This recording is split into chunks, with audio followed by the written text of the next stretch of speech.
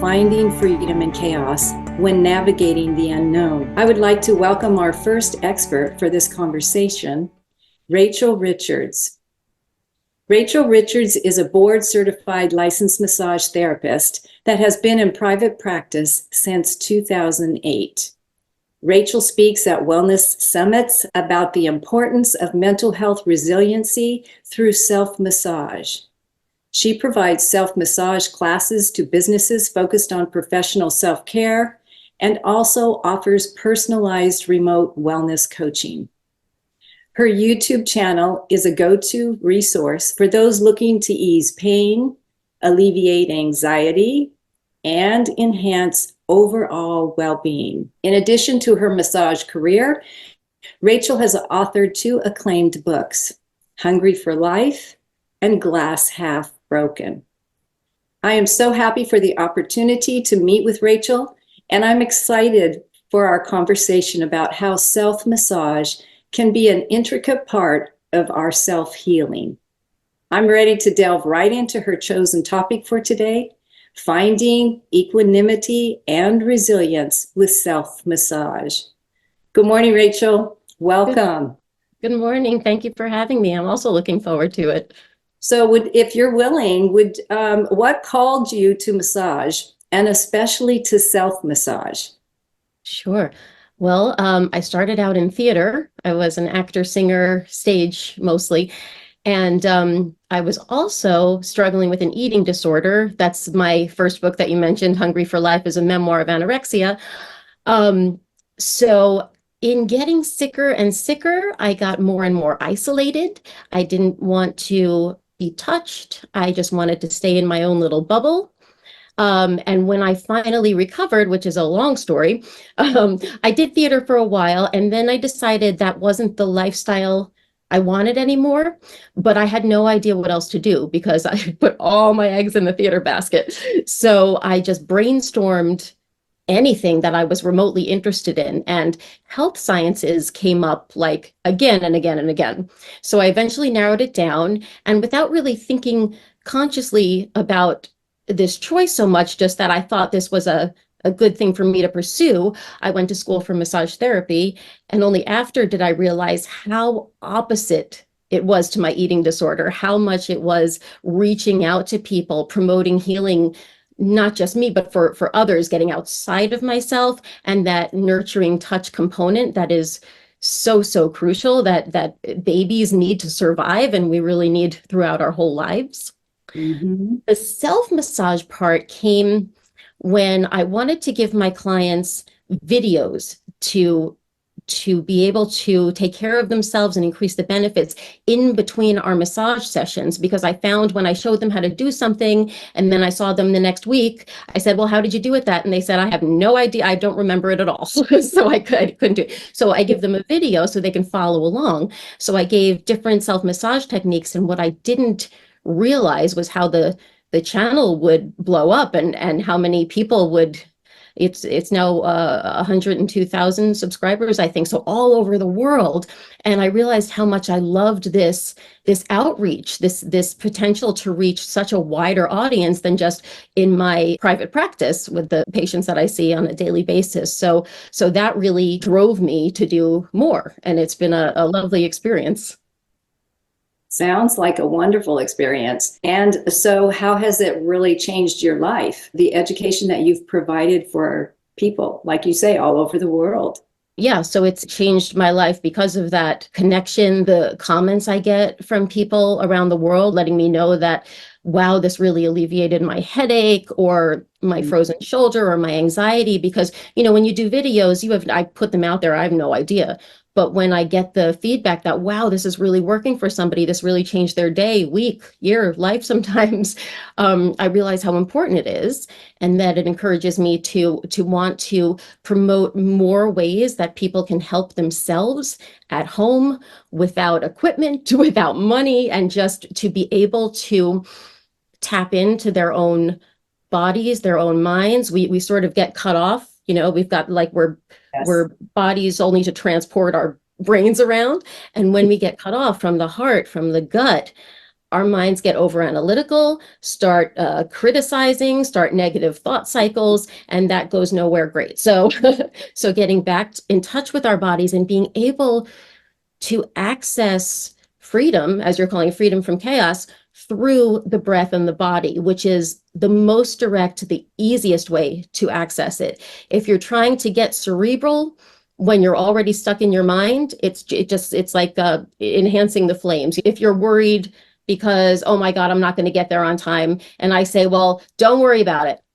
Don't worry about it. Just stop thinking about it. You know, not going to work so well. But if I say, okay, I want you to just breathe in through your nose and feel your belly fill up with the breath, feel your rib cage expand three-dimensionally, and let the breath out slowly. Now we have a physiological change, which is going to affect the emotional level, the mental level, and diffuse it and get you to be able to take a step back and relax your body and see more clearly that maybe being late might not be the end of the world, you know, and it is what it is. You know, if it's because the driver in front of you is going too slow, turn on some music you like and enjoy the time. I mean, you can spend the time being stressed out and worried, or you can decide that this is what life is in front of me now, and I will go with it, and I will use what's happening to inform my decisions of how I'm going to approach life, show up. You know, it starts with that little thing and then grows to really more align with your values. I think a lot of us get steered away from what we really value in life, especially relationships. So many of us are work first. You know, we'll get together if I've got time, but your family, your friends, this is the stuff that feeds you. This is the stuff we need. We're social beings. And I know from personal experience that isolation only goes to dark, dark places. So having that connection with others. And what also helps with that is then you don't feel so alone. When we get into our minds, we think, I'm the only one. Why am I experiencing this? It's not supposed to be that way. I should be better because Susan and Tommy don't feel that way, which you have no idea, you know, or because this memory that I'm having and ruminating on is so terrible. Well, it's probably not accurate. And it already happened. It doesn't exist anymore. So who cares? Or I'm worried about this thing that's going to happen, which also doesn't exist. So getting in to the present, and when you connect with people, you find out, hey, I'm not alone. This is a community, and we're all going through the same thing in one way or another. And how wonderful it would be if, rather than all of us going through our own thing, if we join together and help each other and support each other. I mean, even just conversations like this are uplifting and so important to connect and talk about these things. So so I've tried to really prioritize the relationships first. You know, when I'm not done with my work and my child said, "Can you play with me?" I try to drop the work and play with her. You know, that's just, it's like you align better with your values when you're able to take care of yourself, take care of your body, health, mind, wellness, and all of that. And it's easy to do, you know, with things like self-massage. It's easy to do. Yeah. I like that you're bringing that body mind piece connection there, and you know, the body gets what's happening before our mind really even gets it.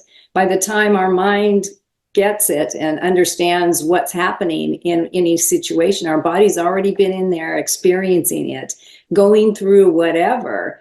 And we just may not have recognized that or even noticed those symptomologies that are showing up in our body.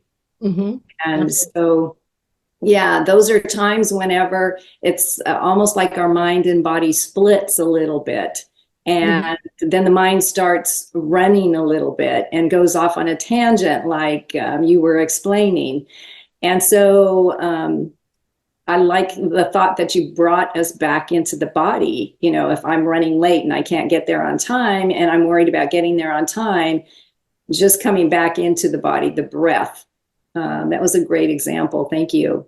Yeah, that's So, automatically calming to start feeling it in the body. And it can be, you know, if there are trauma issues, it can be little bits at a time. It could be scary to really feel everything at once. So it would be little bits at a time. But as much as we can say, where am I feeling this anxiety in my body, suddenly it becomes a little more objective. Suddenly there's us, and then there's some anxiety that we're experiencing. We are not the experience. We Yes. are not the anxiety. This is just something that we're experiencing in the moment.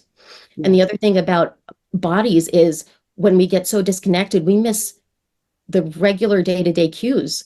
Your body's Mhm. telling you you're tired, you need to rest. Your body's telling you you need nutrition, or you need hydration, or your body's telling you that you're getting stressed and you need to calm down. And but like all of these natural day-to-day cues, we start to shut off and miss them. So yeah, getting in touch. So even just for our physical health too, we need to be able to realize what's going on. Yes.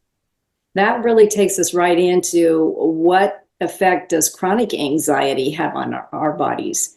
When Yeah. we don't recognize or focus on what our body's experiencing, then what happens as that chronic anxiety keeps upon layer upon layer? Mhm. Yeah. Yeah. So, a lot of people hear the word anxiety and it's like, no, no, that's bad. We don't want it. And I'd like to just let you know that some anxiety is good. It's there for a Very, reason. It's yes. kept us alive, right? Yes. And it's what it was meant to do is keep you alive in the moment, because in caveman days, you didn't have the comfort we have today. You had to maybe run from a saber-toothed tiger. And when you were safe, your body returned to its natural level. Now, we're not running for our lives, of course, but we have these little bits of stressors every day, this chronic stress, this chronic drive of anxiety, work and kids and relationships and and things going on in the world, which is a big factor. Um, it adds up to a maladaptive stress response. So that means that instead of going back to your normal resting state, your cortisol and blood sugar, everything pours into the blood. It dumps into the blood. You have your limbs ready to run, fight, or flight. You have your heart beating fast. You have digestions put on hold. Your immune system functions put on hold. Reproductive put on hold, because who needs that when the mechanism is still exactly the same as it was in cave person days? The same. It hasn't evolved with our lifestyle. So this is what it does. Our breathing gets shallow, we get disconnected. So all of those things now, instead of going back to a normal state, we have low levels of it on and on. The sugar and cortisol in the blood starts to make irritation, inflammation. We get arthritis, we get autoimmune diseases, heart. Anything can happen with the heart, with the breathing, with the digestion. You get IBS, you get headaches. It could go on. And those little bits of symptoms add up over time, and you might experience, real illnesses or injuries. Your muscles get really tight when we're stressed, right? Because they're ready to just kind of work, right? They're ready to contract. So those get really tight. Now we're holding that tension all the time. If we go quickly to turn or to stretch, you're going to get a tear or a strain. And the ligaments actually get very loose and lax, because they want you to be able to move your joints to run or whatever you have to do for survival, right? So now we have unstable joints. So you get shoulder dislocations and sprains and all of these things your body is not meant to hold on to every day. And of course, getting ill or injured or having chronic pain exacerbates the mental state and the anxiety that causes anxiety. And now we have, a sort of loop that we can't get out of. And I think very few people realize that anxiety and stress are often the underlying cause of all of these different things, and that it sort of comes from a unified source, right? You think, oh, I have a headache and plantar fasciitis. Those are two different things. Maybe not. Maybe usually unlikely. Yeah, so it's quite detrimental on our systems. And the more we can take out those little bits during the day, that little bit of time to ourselves to start training our brains, because the really cool thing about brains is something called neuroplasticity, which many people have now heard of. You can change your brain. It doesn't happen overnight, but you start to feel the effects months, maybe even weeks, if you stick with it. You can develop new habits. If you catch yourself starting to go down that negative thought cycle and you say, whoops, there I go again, and bring yourself back to the present. And if you do that, you're going to have to do that over and over. If you try meditation, a lot of people say I'm bad at meditation because my mind doesn't shut up. I'm like, but you noticed your mind not shutting up. And that is the first huge step. That's mindfulness, that's conscious awareness. That's what meditation is. That's the practice right there, right? So you start catching it, and then little bits at a time. You don't have to catch it so much because you're going to be more in the present, and you're going to be more in touch with your body and what you're doing at the time, and not worry about things that we have no control over necessarily. So it's baby steps. Before we started the interview, you mentioned like there's no magic pill, there's no overnight, and I know we all want quick fixes. But if this is something that's going on mentally, emotionally, physiologically, work has to be put in. It has to happen over time. You're retraining yourself. A pill's not going to do that. A surgery is not going to do that, and thank goodness we have surgery for when we need it. But I think we're very quick to jump to a procedure of some kind to make things better. And what we find is that maybe it does for a little while, but we really tend to cycle back into that if we're not prepared. And the trick also is to practice these things. And when I say these things, I'm talking gratitude, maybe a gratitude journal, self-compassion, mindfulness meditation, finding simple joys in life. I love my morning cup of coffee, seeing the sun, seeing your child or whatever it is. You find those moments during the day that you just get joy from, and remember how much joy it gives you. Now we're putting emphasis on that. So we're trying to cancel out the negativity bias, right? We want to find everything that's wrong with the world, with our lives, everything, because our brain is trying to protect us and prepare us for whatever may come. Again, a survival mechanism, but one that doesn't work very well these days. I mean, it's very rare that you have to, run out of the way of an oncoming car or whatever you need to do. Like that's very rare for the negativity bias to be operating all the time. So we start with those things, self-compassion, self-massage, like we'll talk today, deep breathing, finding yourself in nature, getting out in nature as well. So all of those things, you start sticking them little bits during the day, and it starts to retrain and to really, really change your whole outlook on life. It changes your perspective, and you're more clear-headed, and now you can show up, now you can be present, now you can make good decisions, you have the ability to make clear choices about what's to come and not fret so much over what might happen, because that whatever happens, we'll deal with it. We'll be okay because we're okay in ourselves, right? We can't base what happens in the outside world. That can't be the barometer for our happiness or for our health, right? Because we don't control that. The world's going to be there and awful things are going to happen. That's just life. Awful things are going to happen. But if we're okay inside, if we have our tools, if we have our reminders, if we have whatever it is that we need to be okay inside and feel safe in our bodies, in our minds, then we can show up to whatever happens. And I'm not saying it won't be awful. I'm not saying it won't be sad. We're going to have emotions, but it doesn't need to consume us.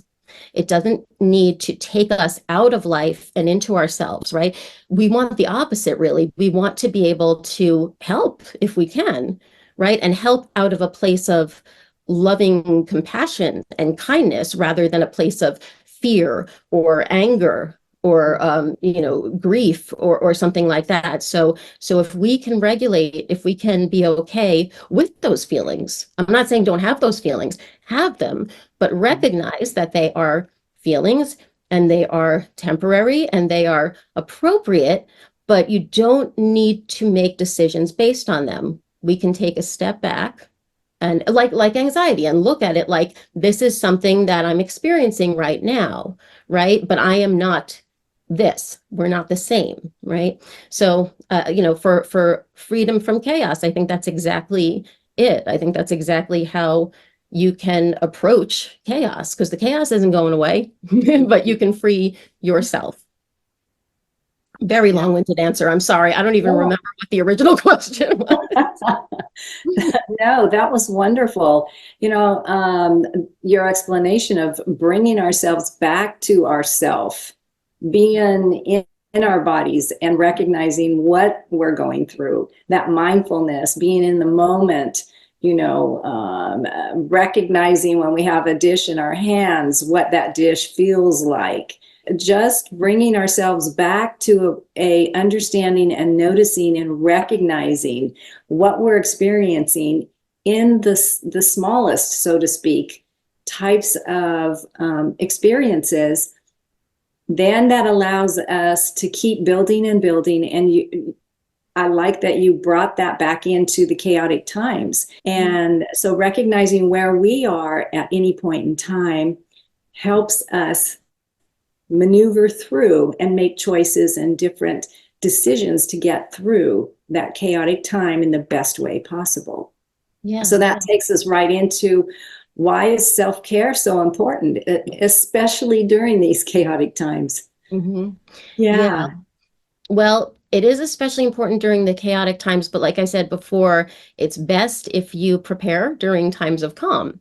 Yeah. And there are many of that, like you said, holding a dish.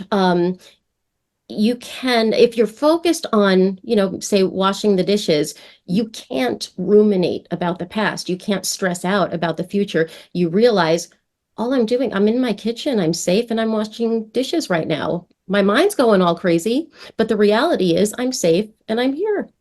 And this is what I'm doing.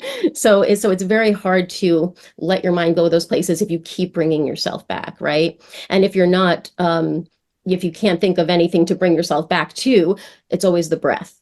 You can always bring yourself back to the breath, right? So Yeah. it was why is it important to during chaotic times? I think I was talking about it before when I said you can't you can't help. You can't be present for people who need you.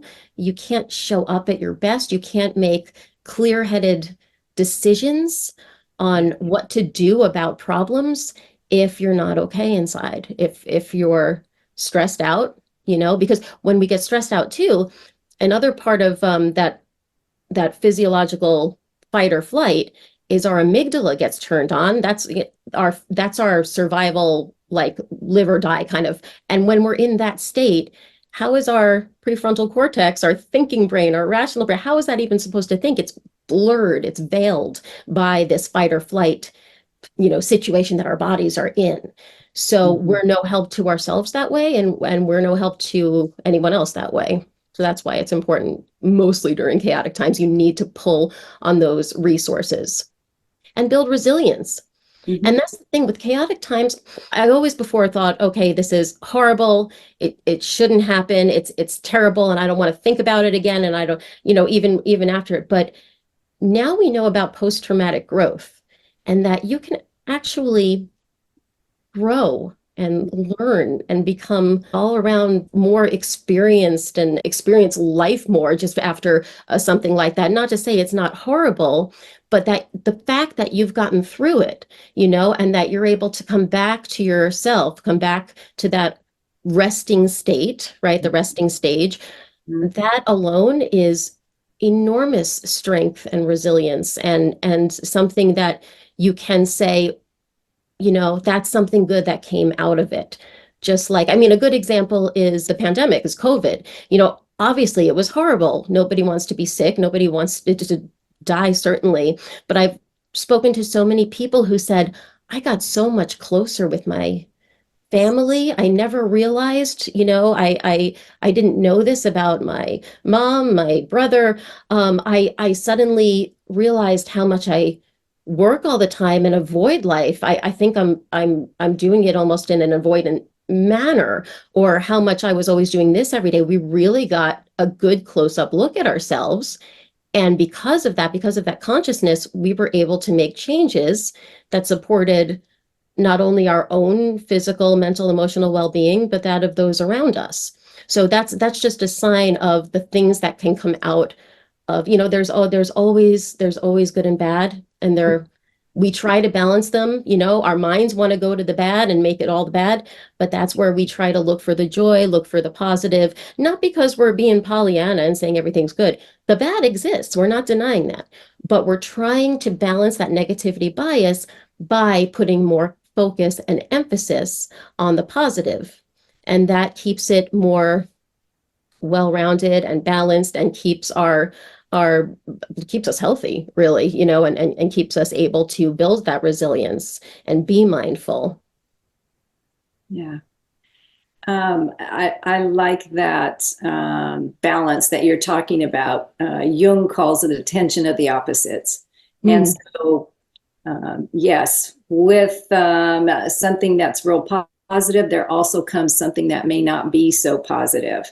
And finding where those two extremes are for ourselves and how we can bring ourselves back to the middle of that, where it feels a little bit more balanced and we can ride the wave in a much better way. We can stay on the surfboard, so to speak. And when we do fall off, we can get back up again, and we may not be standing up, but we could sit on the surfboard and ride it for a little while until we stand up.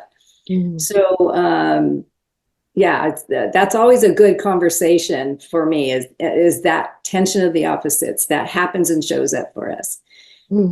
So how does the massage alleviate the anxiety of the unknown? So when you approach anxiety, or just when you approach self-care with a somatic component, with a body component, it's so much more effective. It's a holistic practice. It's bringing all of it to attention at one time. So you're starting with the breath, and you're utilizing the diaphragm, which will now massage the inner organs, the viscera, get your digestion moving, getting oxygen and blood flow and genetic properties where they need to go. That's always a part of self-massage for me, is the deep breathing. Then you have self-compassion, self-kindness, nurturing touch, feeling what it's like to be kind to yourself. We beat ourselves up like nobody's business. We are so critical of ourselves. In a way, we're not of other people. We're much more loving and kind and accepting of others, but not ourselves. We put so much on ourselves, and there's just no reason. We just beat ourselves up. So taking that moment to feel just your touch in a nurturing way, a hand over a heart, the warmth of your hands on your face, and then you start to explore in your body what feels tense, what feels good. You start to learn your body more, the map of your body, and get more coherence between body and mind. I like to say body mind rather than mind body. I know a lot of people say mind body mind, because it's ground up. It all starts in the body, right? So you start to feel like, ooh, this pec is feeling really, really sore. And you can start thinking, gee, well, that's the one that I always use the mouse with, and it's always forward like that. Maybe I need to do something about my ergonomic positioning when I'm at the computer. Or it could be, wow, I feel like there's a lot of emotion in there. I feel like maybe I have I'm holding something, some anxiety, some trauma that you may even never remember, and seeing if you can be there with it, if you can just be, not judge it. Just sit there and breathe into it, and tears may come, and that's fine. It's, building the courage to sit with it. We don't like to be uncomfortable, but we have to get comfortable with being uncomfortable and realize it's not the worst thing in the world, and that, like anything else, it's transient. And if we're able to be uncomfortable with it, we can let it pass through, rather than, I really like Michael Singer's work. He's a writer, spiritual leader. He wrote The Tethered Soul and several other really good books. And he talks about the difference between pushing it down, right? We don't want to experience, so we push it down, but now it's a part of ourselves. Now it's in our bodies. We're holding that there all the time and living in a way that we can try to avoid anything that triggers it, rather than feeling the discomfort and letting it pass through, digesting, processing, so that this trauma becomes a memory and not something we're storing in the here and now. And I just love that. And I think it's true. And that doesn't mean you have to relive the trauma. You just feel what's there and allow it. You just allow it to be. So that's a tangent on feel the issues are in the tissues is the saying. So we do hold so much in our body. So self-massage is a wonderful way to explore that and to explore what feels good, like, this is just such a nice relief. I feel like my shoulder's been on my ear all day, and just breathing with it and allowing yourself to feel good, It's just because it feels good, not because you've earned it or well, you deserve it anyway, but not because you think that, just because you're a human being, And what's lovely is that it can take as long or as short a time as you want, like so many people are so busy and they think, well, I can't do this because I would have to take an hour or two out every day for a practice. No, you can take 5 minutes.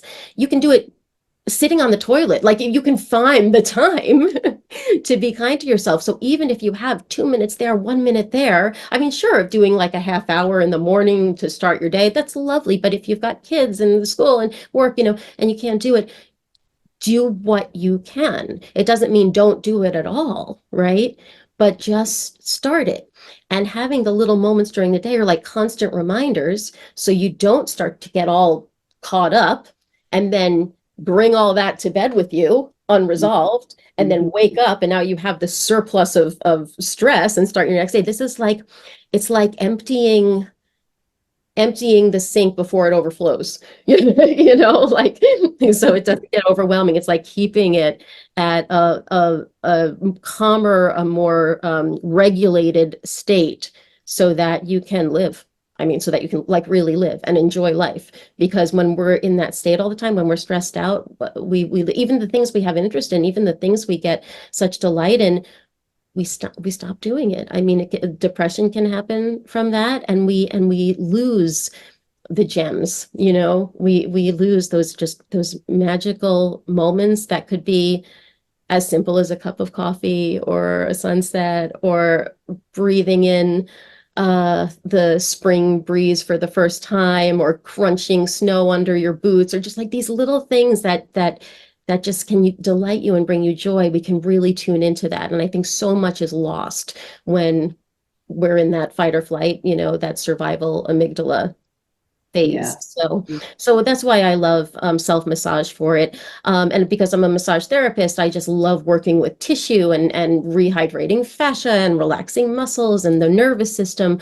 But there are so many practices too. There's well, you can have, get body work, of course, and you can have a somatic therapist, and you can get chiropractic or acupuncture, whatever you do, but something that integrates mind body. But when people ask me about acupuncture, and I hope, I'm sorry to any acupuncturist watching this, but I always say I'd much rather be massaged than poked with needles.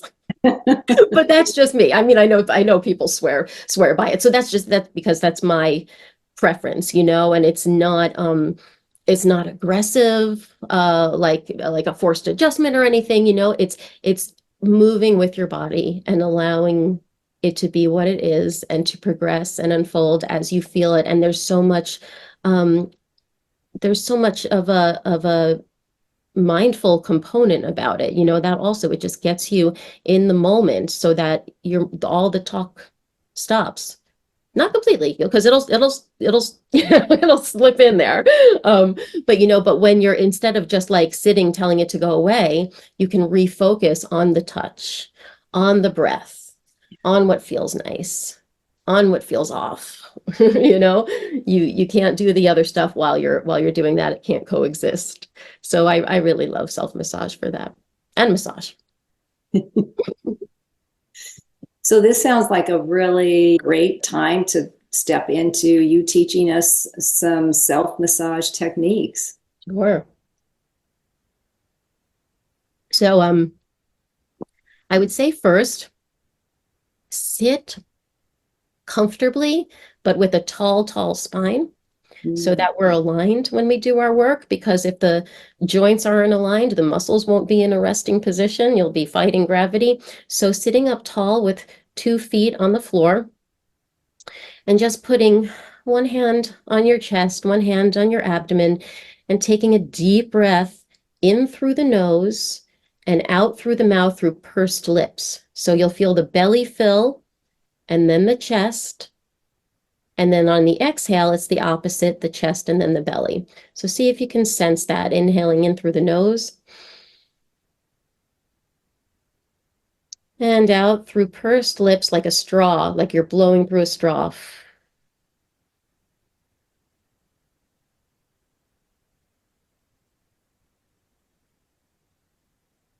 And then you can think about filling three-dimensionally. The rib cage expands to the back, to the sides, up and down. Deep breath into the diaphragm. Have that rib cage expand 360 degrees. And a long exhale. So that's a neat thing to know, is the long exhale.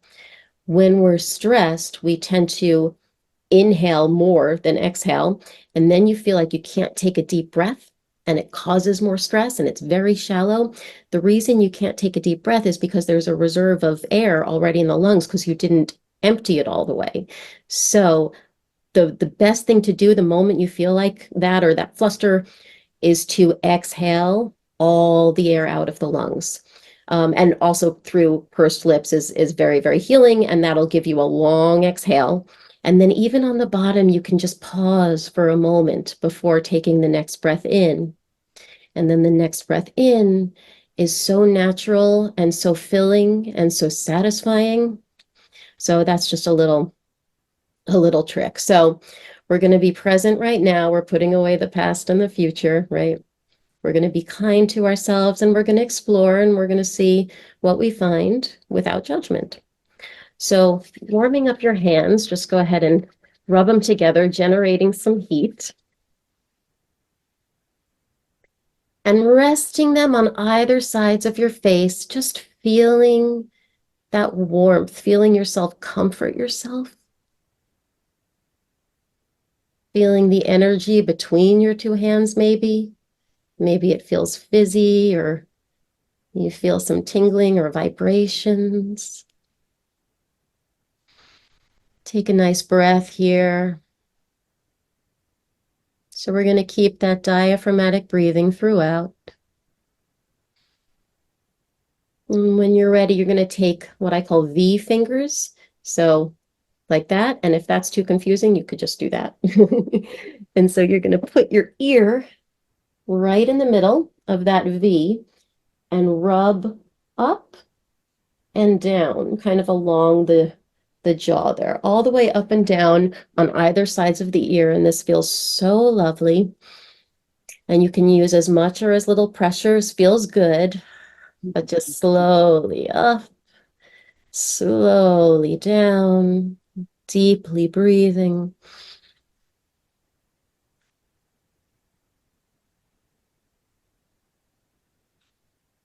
And while we're at the ears are a wonderful place to massage because it activates vagal activity, that vagus nerve, the 10th cranial nerve everyone likes to talk about now. It's your parasympathetic activation, the rest and digest, and it actually innervates through the ears, so you can do some massage on the ears. Now, what I like to do is just sort of take a little circle pincer grasp between my thumb and forefinger, and you can do both sides. And what I do is I start at the top and then just do little circles all the way down around to the earlobes. And you can do a little pulling with it if you like. And I know it can feel kind of silly if it's your first time massaging your ears, and that's okay. It can feel silly. But it's very surprisingly both energizing and relaxing at the same time, I find. And you can go ahead and just pull. So maybe the top of the ear, you can pull up and outward away from the scalp. You get a nice stretch in all that cranial fascia that gets so tight. Maybe take a breath there before moving on to the next segment. So just in the middle, pulling out and back. You don't have to have the trajectory just right, just find what feels good. And that's the thing with self-massage. If I mention an anatomical landmark and you don't know what I'm talking about, it's fine. Just find what feels good. If it hurts, don't do it. If it's feeling good, do it. We never want pain. You can pull down on the earlobes, down and out. We never want pain. There is absolutely no reason for pain. I know people say no pain, no gain, and I don't know, maybe that's true in some other things, but not in massage, not in self-massage. If you have pain, your nervous system becomes activated. You activate that stress response, the fight or flight. Now you have shallow breathing. Now you have, just completely the opposite. Your muscles are going to tighten, so you're not going to be able to get into the tissue. And you have the opposite of what we're trying to achieve. And lots of people do self-massage to alleviate pain. So why would you create pain, So you can go ahead and massage, sorry for my tangents, massage the jaw, that temporomandibular joint right in front. Oh man, do we hold our jaws, huh? We clench, we grind. I have some nice jaw massages on my channel that I recommend doing at night before you go to bed if you're a clencher or a grinder, because you can reduce the tension. Just let that out before you go to sleep and maybe wake up in the morning feeling a little better. And you can take it all the way down the jawline, just big circles, just down the jawbone, letting it all go. Let the tongue be soft. Find your cheekbones. Bring your fingers just right underneath them, and you're going to apply a little bit of pressure in and then upward as if you're going to go under the cheekbones, but of course you won't. Flatten your fingers, and then you're going to just allow your elbows, your arms to drop with gravity. So I'm not pulling, forcing anything. I'm just letting gravity take my fingers down the masseter muscle, that big jaw muscle. Let your mouth, your lower hinge of the joint just fall open. Don't worry about looking ridiculous. You can only see me. I can't see you. So you can all laugh at me instead. And just let that release.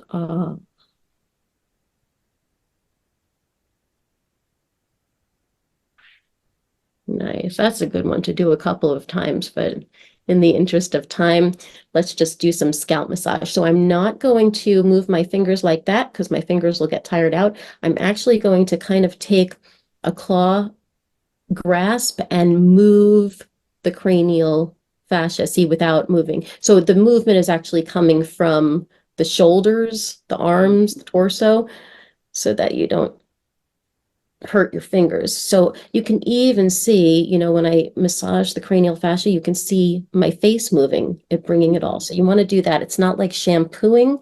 You're actually really moving, activating all that good stuff. It should feel really good. Of course, don't do anything too hard or make sure it's not hurting, but a lot of people can do a lot of pressure here. It usually feels good, but whatever's right for you. And I'm covering the whole scalp, so you can even go behind, get the occiput, the base of the skull. You can do circles. You can go up and down or side side, just kind of seeing, exploring where's the tissue moving and where is it stuck.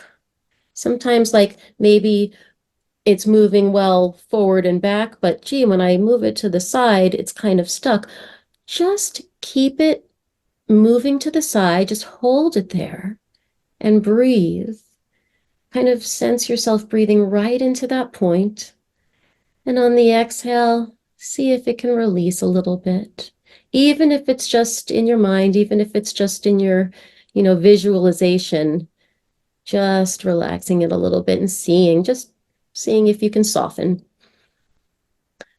So let's do temporalis is here. It's that big, it's also a jaw muscle actually, and it's like a seashell shape around. So let's get that because that feels really, really lovely.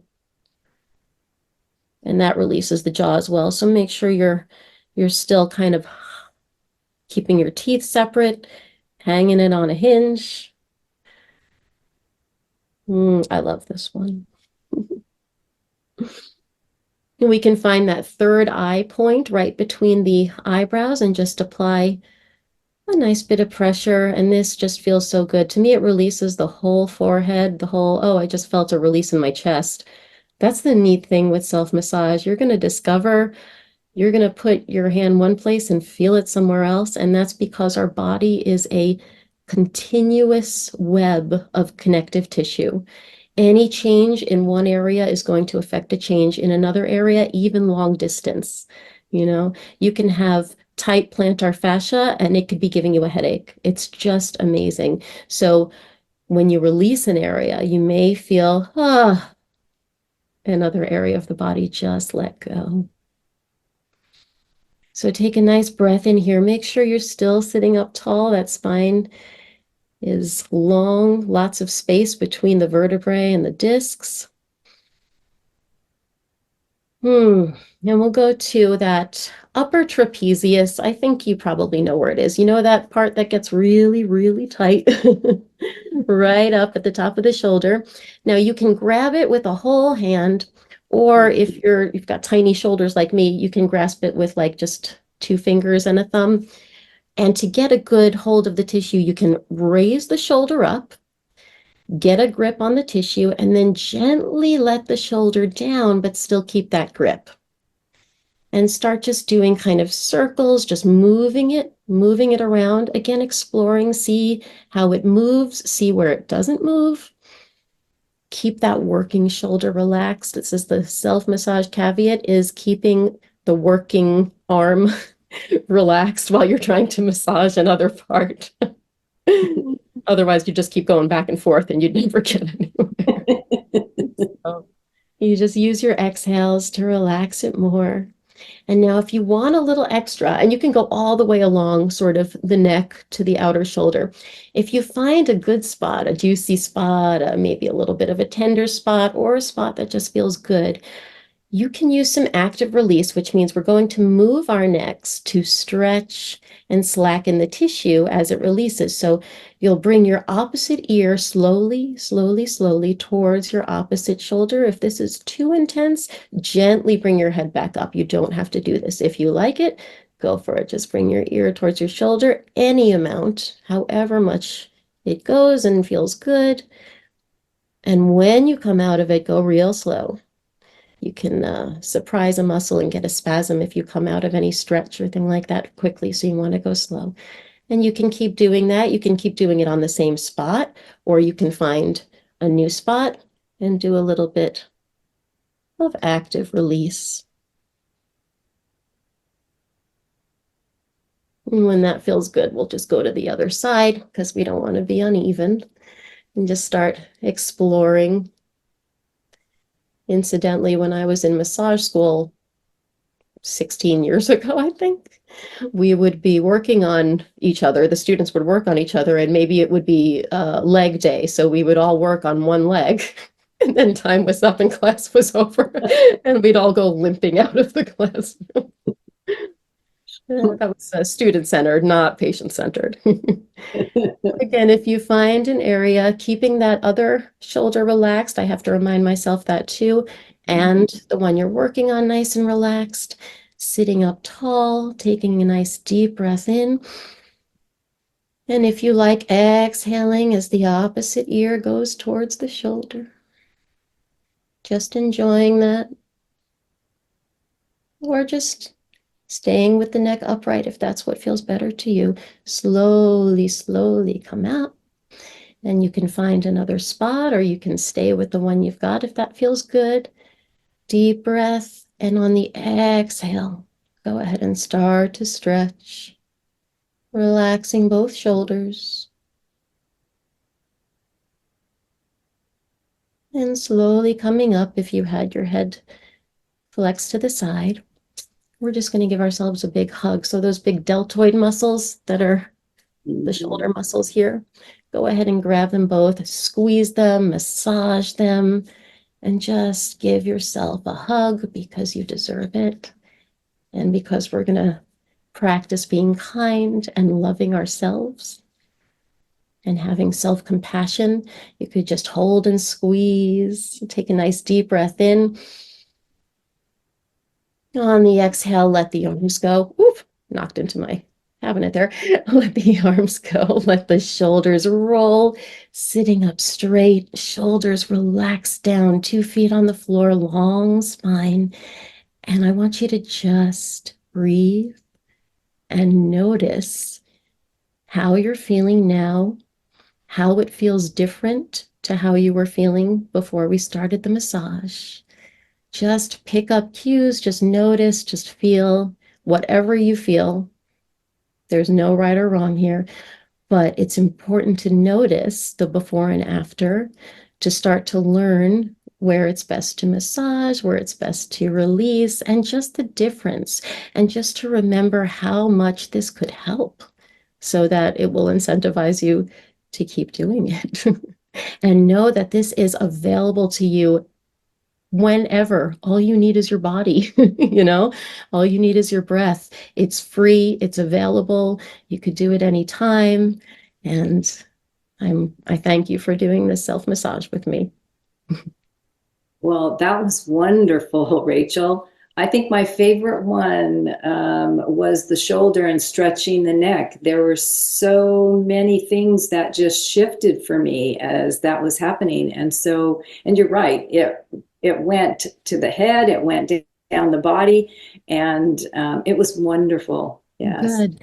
I love These those active techniques. I do a lot of those on my channel, some more than others, but I just love engaging it. I usually, for massaging any area, I say, if you want to take it a step further and show what kind of movement could really help release it. So, yeah. yeah, yeah. Well, this has been really, really wonderful. You've given us so many tips and techniques and just educated us to the fact that our body and mind is still connected and how much we can help ourselves by just paying attention to the um, the little details, so to speak. Mhm. Um, and you have a free gift for our attendees. Can you tell us about your free gift? Well, it's my YouTube channel has nearly 200 videos now, and it's free, and it has I've made playlists. There's a self massage for shoulder pain, for head pain, for foot pain, for sleep, for anxiety, huge anxiety list, for breathing techniques, breathing practices, meditations, all different kinds of meditations, very specific ones like thoracic outlet syndrome massage or migraine headaches or plantar fasciitis, tennis elbow, all of that stuff. So if you go to Rachel Richards Massage and you just type in anything, even just anxiety, or you just click on my playlists, you'll most likely find something for you because there's a lot there, and I'm constantly putting more out there. So it's a whole library, a whole resource for you at any point. I like to do things following along with like a guided meditation. I find that it keeps me a little more in the present and moment. I'm hearing their voice. I'm hearing them speak softly to me and encourage me, and I really like that. So if self massage is something that you'd like a guide for, I'm one of the many channels that you can go to. So I hope you take advantage of that. Well, Rachel, it was a pleasure speaking with you today, and thank you for all the wonderful tips and techniques for self massage.